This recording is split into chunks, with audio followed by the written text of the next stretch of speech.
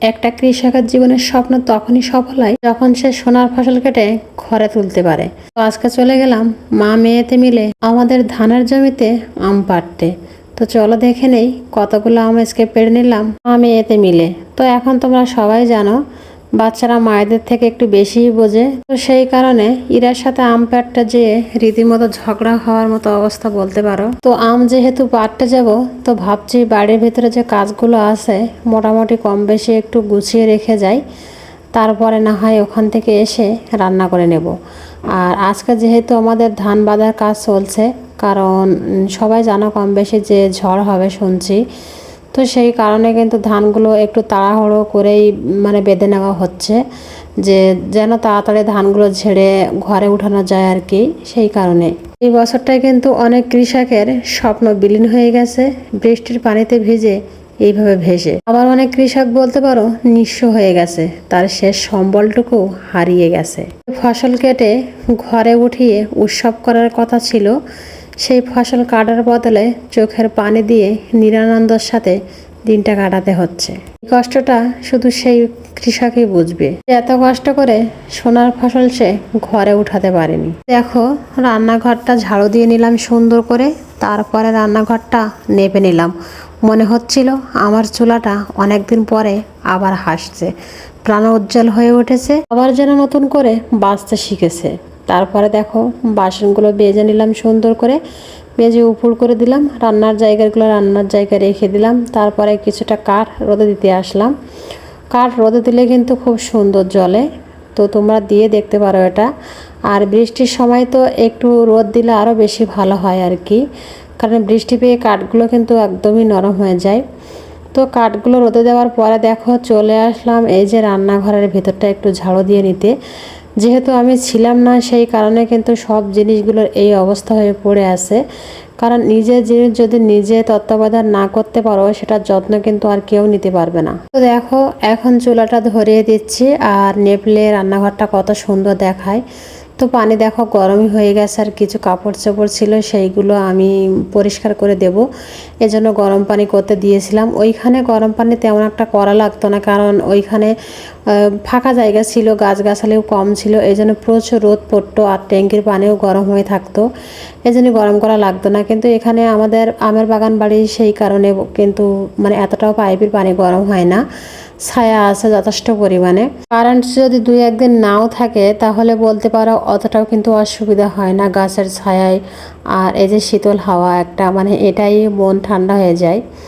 তো যাই হোক দেখো কাপড়গুলো পরিষ্কার করে রোদে মেলে শুকোতে দিয়ে তারপরে এই যে কাঠগুলো তুলে নিয়ে যাচ্ছি। আর কাঠগুলো অনেকটাই গরম হয়ে গেছে, কারণ এই কয়েকদিন কিন্তু বেশ রোদ পড়ছে। তো দেখো এদিকে আমার মা কিছুটা আম কেটে দিয়েছিল, তো সেই আমটা আমি জাল দিচ্ছি, কারণ এগুলো পাকা আমের আম সারতে হবে।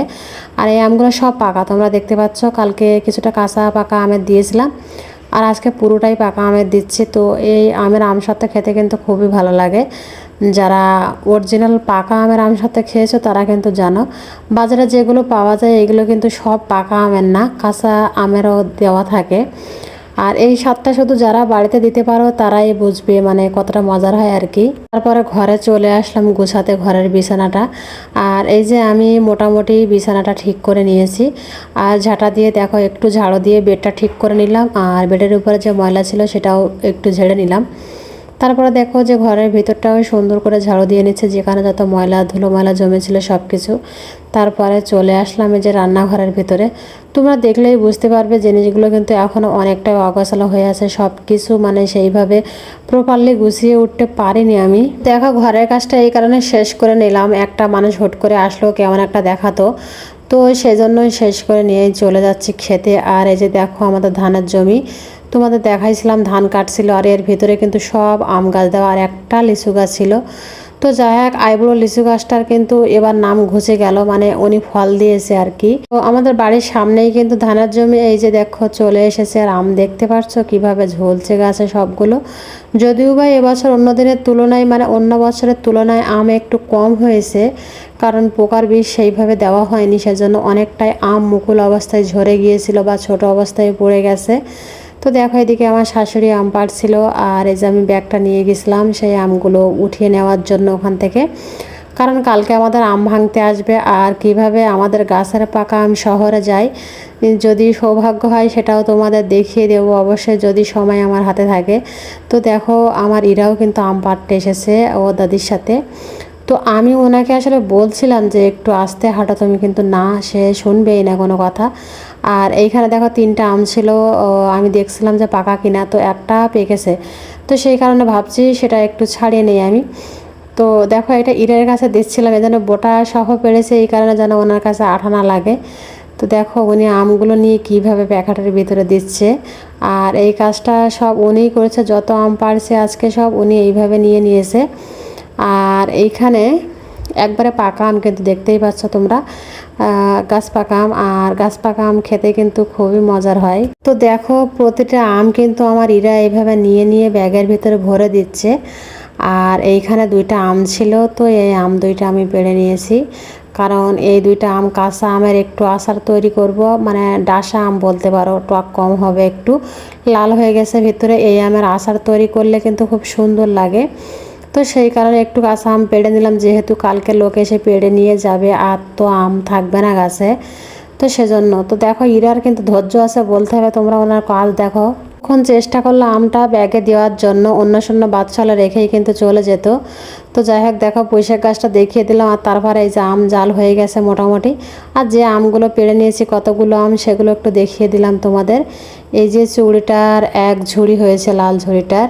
আর দেখতে পাচ্ছ এতে কিন্তু সব পাকা আম, 2-1টা শুধু কাঁচা ছিল যেগুলো পেড়েছিলাম। আর তারপরে দেখো এসে বাটনা বেটে নিচ্ছি রান্নার জন্য। আর এই যে আমরা হাঁড়িটাও নামিয়ে দিলাম, কারণ ওটা হয়ে গেছে। দুপুরে আজকে ডাল রান্না হবে আলু দিয়ে, তো সেটাই রান্না করব। আর এই যে এখন দেখো সব মশলা করে নিচ্ছি, করে নিয়ে কিন্তু ডাল আলু একসাথে দিয়ে দিয়েছি।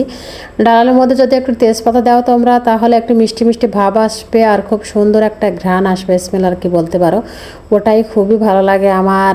তো জানি তো তোমাদের কেমন লাগে জানি না।